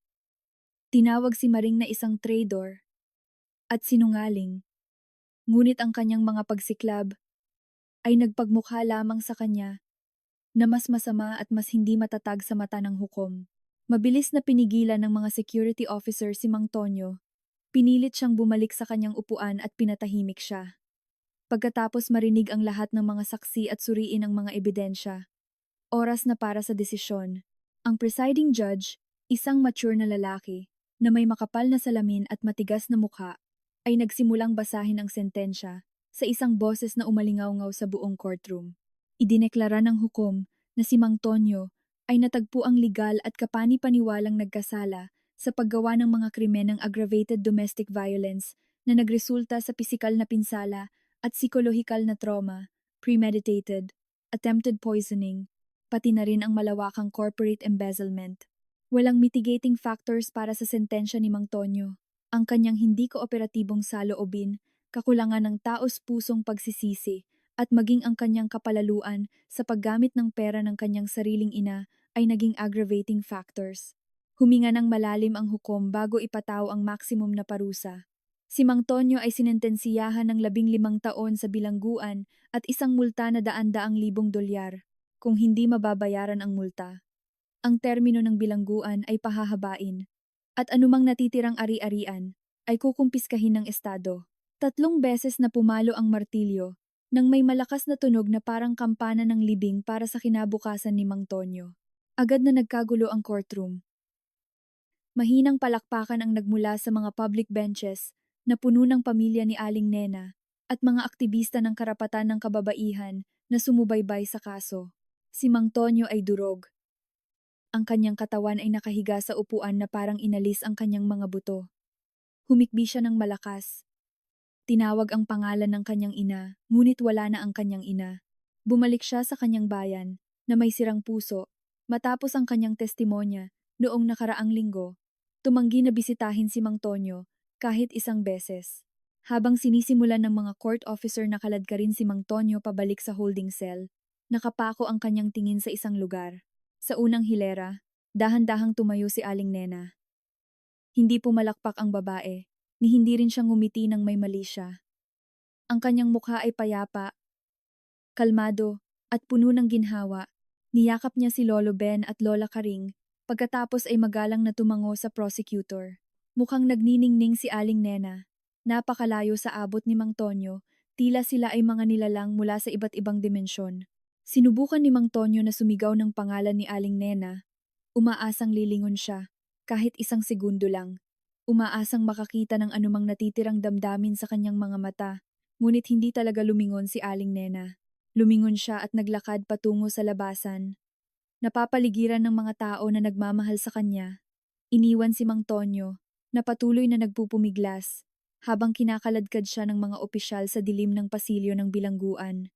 Nang araw na iyon, sa wakas ay naintindihan ni Mang Tonyo na ang pinakamahirap na parusa ay hindi pisikal na pagkakakulong, kundi ang katotohanan, na siya ay ganap na nabura mula sa buhay ng mga tao na minsan ay taus-puso siyang minahal. Siya ngayon ay isang masamang alaala lamang, isang mantsa na matagumpay na nahugasan. 5 taon pagkaraan, ang nagliliyab na sikat ng araw sa tanghali ay nagpapaso sa aspalto ng siksikan at maalikabok na mga kalye ng kapital. Sa labas ng lungsod, sa isang siksikan na lugar na may mababang kita, nakatayo ang isang maliit, madulas na karinderya na ang mga dingding ay maitim sa usok ng sasakyan.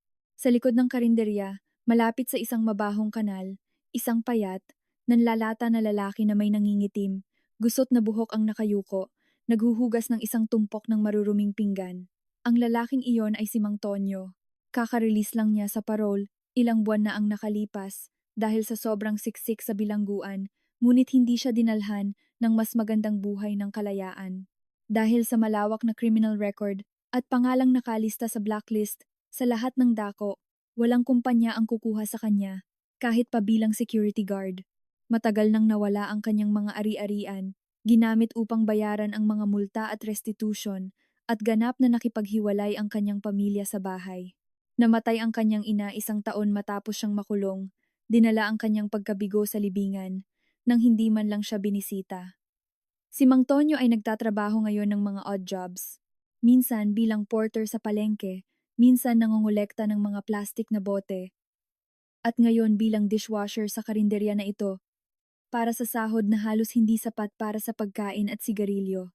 Madalas na masakit ang kanyang likod mula sa epekto ng pagtulog sa malamig na sahig ng bilangguan at nawalan siya ng ilang ngipin dahil sa malnutrisyon. Ang kanyang mga kamay, na dating malambot mula sa paghawak lamang ng mamahaling ballpen at pagmamaneho ng mararangyang kotse, ngayon ay magaspang, basag at amoy murang sabon.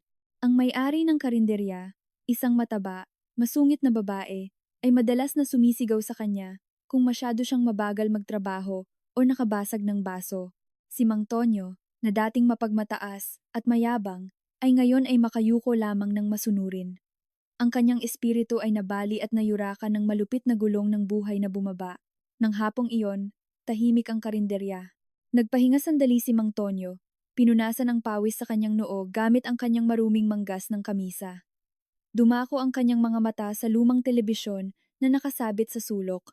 Ang balita ay nagpapalabas ng isang espesyal na ulat tungkol sa awards para sa inspirasyonal na babae ng taon. Ipinakita ng screen ng TV ang isang eleganteng ballroom ng hotel na kumikinang sa mga kristal na chandelier. Pagkatapos ay tumutok ang kamera sa isang babae na naglalakad sa entablado upang tumanggap ng isang tropeyo. Tila huminto ang puso ni Mang Tonyo. Nahulog ang plastic cup sa kanyang kamay sa sahig. Ang babae sa screen ng telebisyon ay si Aling Nena. Mas mukha siyang bata at mas maganda kaysa 5 taon na ang nakalipas. Ang kanyang scarf ay eleganteng nakaayos. Ang kanyang ngiti ay puno ng kumpiyansa. Ipinaliwanag ng narrator na si Aling Nena ay ngayon ang may-ari ng isang matagumpay na catering company at isang chain ng mga tradisyonal na restaurant na may mga branch sa ilang pangunahing lungsod, pati na rin ang nagtatag ng isang organisasyon na tumutulong sa mga biktima ng domestic violence na gumaling at maging independyente. Nakatayo sa tabi ni Aling Nena ang isang guwapong lalaki na nakatingin sa kanya ng may pagmamalaki at pag-ibig. Siya ang bagong asawa ni Aling Nena. Isang respetadong espesyalista na doktor na kilala sa kanyang pagkabukas palad. Sa audience, nakita sina Lolo Ben at Lola Karing na pumalakpak habang hawak ang isang kaakit-akit na maliit na bata, ang anak ni Aling Nena, mula sa kanyang pangalawang kasal. Lahat sila ay masayang nagtatawanan. Isang larawan ng isang perpekto, kumpleto, at mainit na pamilya. Nakatayo si Mang Tonyo nang nakatitig sa malabong screen. Nakita niya ang buhay na sana ay kanya, kung sana hindi siya naging sakim, kung sana hindi siya nagtaksil, kung sana siya ay nagpapasalamat. Tinamaan ng pagsisisi ang kanyang dibdib ng brutal, na nagpahinga sa kanya. Naalala niya kung paano siya inalagaan ni Aling Nena ng buong pagmamahal. Kung paano siya laging tinitingnan ni Aling Nena nang may parehong pagmamahal na ibinibigay niya ngayon sa kanyang bagong asawa. Itinapon ni Mang Tonyo ang isang diamante upang habulin ang basura, at ngayon kailangan niyang mabuhay sa basurang iyon. Umagos ang luha mula sa mga sulok ng kanyang gusot na mga mata, na nagpapasa sa kanyang maruruming pisngi. Hoy, anong ginagawa mo dyan na nakatayo lang na parang tanga? Sigaw ng may-ari ng karinderya, na nagpabalik kay Mang Tonyo sa kanyang ulirat. Inilagay ng babae ang isang aluminum plate sa mesa, malapit sa kung saan siya nakayuko. Heto ang tanghalian mo. Kumain ka at pagkatapos ay bumalik sa paghuhugas ng pinggan. May mga customer na darating. Tiningnan ni Mang Tonyo ang nilalaman ng plato. Malamig na kanin na isang araw na. May kaunting sarsa mula sa pot roast na madulas na at isang maliit na piraso ng matigas na sinunog na karne. Ito ang mga scrapings mula sa ilalim ng kaldero. Karaniwang itinatapon o ibinibigay sa pusa, ngunit ngayon ito ang kanyang rasyon sa tanghalian. Masakit na umungol ang gutom na tiyan ni Mang Tonyo. Kinuha niya ang plato nang nanginginig ang mga kamay. Ang aroma ng nilaga, bagaman luma at hinaluan ng amoy ng sabon, ay agad na nagpabalik sa kanyang mga alaala. Sa umagang iyon 5 taon na ang nakalipas. Naalala niya ang umagang iyon, ang umaga na nagising siya sa amoy ng isang perpektong pot roast na ginawa ni Aling Nena. Malambot na karne ng baka na may mga pampalasa na tumagos sa bawat hibla. Inihain sa isang marangyang hapagkainan ng may buong pagmamahal. Ang umaga na mayabang niyang naramdaman na isang panalo, kayang yurakan ng asawa na naghanda ng masarap na pagkain na iyon. Noon ay tinanggihan niya ang isang pagkain mula sa paraiso para sa kanyang ego. At ngayon dito, sa tabi ng isang mabahong kanal, kailangan niyang kainin ang mapait na labi ng nilaga upang mabuhay. Ibinaba ni Mang Tonyo ang kanin at malamig na sarsa sa kanyang bibig. Walang lasa at malungkot ito, ngunit bawat kagat ay parang kutsilyo na bumibilog sa kanyang puso. Kumain siya habang umiiyak, humihikbi ng walang tigil. Tumulo ang luha sa plato, nahalo sa sarsa. Kumain siya ng gutom na gutom dahil gutom siya, ngunit mayroon ding di maalarawan na sakit. Napagtanto niya na ito ang kanyang tunay na huling pagkain. Hindi ang marangyang almusal na iniwan niya sa kanyang hapagkainan taon na ang nakalipas, kundi ang mga tira na ito, na naging simbolo ng ganap na pagkawasak ng kanyang buhay. Sa screen ng telebisyon, kumaway si Aling Nena habang tinatapos ang kanyang talumpati na sinalubong ng malakas na palakpakan. Sa madilim na sulok ng karinderya, nahirapan si Mang Tonyo sa kanyang sariling hikbi, nag-iisa, napahiya, at nakalimutan. Perpektong natapos ng karma ang kanyang gawain. Marahan bumuhos ang ulan, binabasa ang mga bintana ng mainit, at maliwanag na kusina ni Aling Nena. Muling bumalik ang napakapamilyar na aroma sa silid. Ang amoy ng kumukulong sabaw ng baka na hinaluan ng masaganang pampalasa tulad ng bawang, thyme at dahon ng laurel. Nagluluto si Aling Nena ng pot roast, ngunit sa pagkakataong ito, lubhang naiiba ang kapaligiran kaysa 5 taon na ang nakalipas. Walang pasa sa kanyang mukha, walang takot na bumubulsa sa kanyang dibdib, at walang planong paghihiganti na bumubuo sa kanyang isip. Hinalo niya ang malaking kaldero, mahinang humuni, nakasuot ng cute na pastel-colored apron. Ngayon ang kanilang ikalawang anibersaryo ng kasal ng kanyang bagong asawa, si Dr. Arthur, isang pediatrician, na ipinakilala sa kanya ng kanyang pamilya. Sa isa pang sulok ng lungsod, madilim at mamasa-masa, nakakuyom si Maring sa sulok ng kanyang napakaliit na inupahang kwarto. Ang pinto ay kinakatok mula sa labas ng may-ari ng bahay, humihingi ng 3 buwan na overdue na renta. Tinakpan ni Maring ang kanyang mga tainga, nanginginig sa takot. Ang kagandahan na minsan niyang ipinagmamalaki bilang kapital, upang akitin ang mayayamang lalaki ay kumupas na ngayon, kinain ng stress at mahirap na pamumuhay. Ang kanyang mukha ay mukhang napaaga ang pagtanda, na may mga pinong linya na lumalabas sa mga sulok ng kanyang lumubog na mga mata. Matapos lumabas ang kaso, at nasira ang pangalan ni Maring sa lahat ng dako, walang respetadong lalaki ang gustong lumapit sa kanya. Nagtapos siya bilang kabit ng mga taksil, magaspang, at kuripot na lalaki hanggang sa tuluyan siyang itapon nang magsimula siyang tumanda. Tiningnan ni Maring ang kanyang refleksyon sa basag na salamin sa kanyang aparador. Nakikita ang isang kaawa-awang babae na minsan ay naramdaman na matagumpay sa pagnanakaw ng asawa ng iba, ngayon ay alam na siya ay isang umiikot na tropeyo na nawalan ng halaga. Bumalik sa bahay ni Aling Nena. Isang pares ng malalakas na braso ang marahang yumakap sa kanyang baywang mula sa likod. Ngumiti si Aling Nena. Inihilig ang kanyang ulo sa balikat ng kanyang asawa. Hinalikan ni Dr. Arthur ang kanyang pisngi at pinuri ang nakakaakit na amoy ng pagkain. Walang sigawan, walang insulto, walang paghingi. Tanging taos-pusong pagpapahalaga. Pinatay ni Aling Nena ang kalan at humarap sa kanyang asawa. Saglit niyang naalala ang anino ng nakaraan, ng pot roast na inihanda niya kay Mang Tonyo bilang paalam. Noon, ang nilaga ay simbolo ng kanyang galit, simbolo ng kanyang nasirang dignidad. Ngunit ngayon, nabawi ni Aling Nena ang kahulugan ng pagkain na iyon. Ang pot roast na ito ay hindi na tungkol kay Mang Tonyo. Ang pot roast na ito ay tungkol sa pag-ibig, tungkol sa pamilya, at tungkol sa kinabukasan. Nang gabing iyon, naghapunan sila kasama sina Lolo Ben at Lola Karing na dumating upang bumisita. Napuno ng tawanan ang dining room. Sa gitna ng mainit na pag-uusap, sumulyap si Aling Nena sa kalendaryo sa dingding. Nagpahinga siya sandali. Ang petsa ngayon ay eksaktong kapareho ng petsa ng gabing iyon ng pang-aabuso 5 taon na ang nakalipas. Ngunit ang nagpangiti kay Aling Nena nang may ginhawa ay ang pagkaunawa na halos nakalimutan na niya. Hindi na niya minarkahan ang araw na ito bilang araw ng pagluluksa o trauma. Ang alaala ni Mang Tonyo ng mga bugbog at pagtataksil ay kumupas na sa isang maliit na speck sa nakaraan na hindi na nakakasakit. Napagtanto ni Aling Nena na ang pinakamahusay na paghihiganti ay hindi ang makita ang iyong kaaway na naghihirap, kundi ang mamuhay ng masaya na nakalimutan mo na ang iyong kaaway ay umiral. Sa labas ng bakod ng bahay ni Aling Nena, isang matandang nangongolekta ng basura ang humahakbang sa ulan, may dalang basang sako. Nagpahinga siya sandali. Inaamoy ang aroma ng pot roast na dala ng hangin mula sa bentilasyon ng marangyang bahay. Umungol ang kanyang tiyan. Nalaway ang kanyang bibig. Ang nangongolekta ng basura na iyon, si Mang Tonyo, ay nakatitig sa mainit na dilaw na ilaw na nagniningning mula sa bintana ng dining room.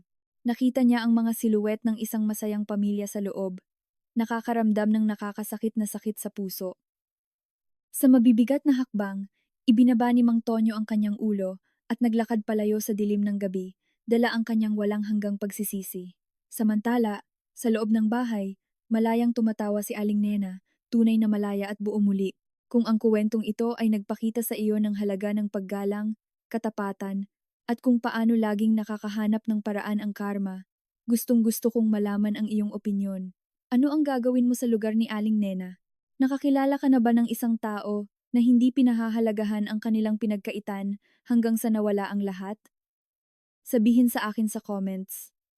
Gusto kong basahin ang iyong mga kwento at refleksyon. Kung ang video na ito ay tumama sa iyong puso, mangyaring mag-iwan ng like, mag-subscribe sa channel, at pindutin ang notification bell upang hindi mo mapalampas ang anumang kwento.